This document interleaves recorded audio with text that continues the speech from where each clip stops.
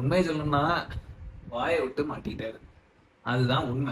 விவசாய கடன், அதாவது ஃபர்ஸ்ட் ஆஃப் ஆல் 50,000 உள்ள இருக்கவங்களுக்கு வந்து 100%, அதுக்கு மேல போக போக கொஞ்சம் குறிப்பிட்ட அமௌண்ட் வந்து தள்ளுபடின மாதிரி பேசுது. இப்போ ஆனா வந்து அதை வந்து கொஞ்சம் திரும்ப யோசிச்சு 75,000 வரைக்கும் உள்ளது வந்து 100% தள்ளுபடி, அதுக்கு மேல உள்ளது வந்து 35,000 தள்ளுபடி இந்த மாதிரி சொல்லியிருக்கு. இது வந்து 2 பாயிண்ட் ஆஃப் வியூல பார்க்கலாம். அதாவது மக்களுடைய பாயிண்ட் ஆஃப் வியூல பார்த்தோம்னா, நீ சொன்னது வந்து 100%, அதாவது 5 ஏக்கருக்கு உள்ள இருக்கவங்களுக்கு 100% தள்ளுபடி, 5 ஏக்கருக்கு மேல இருக்கவங்களுக்கு வந்து 50% தள்ளுபடி இந்த மாதிரி சொன்னேன். ஆனா கடன் எல்லாமே, அதாவது 10 லட்சம் கோடி கடன் இருக்கு, எல்லாமே தெரிஞ்சுதான் நீ இதை வந்து சொன்ன. அப்போ நீ சொன்ன வார்த்தையை காப்பாற்றணும். மக்கள் கண்ணோட்டத்துல பார்த்தோம்னா அதுதான் பாயிண்ட். சரியா? என்ன பொறுத்த வரைக்கும் சொல்லிட்டோம், கண்டிப்பா செய்யணும். அதாவது வாயை விட்டாச்சு, அப்போ சொன்ன மாதிரி செய்யணும். மக்கள் நம்பி தான் ஓட்டு போட்டது.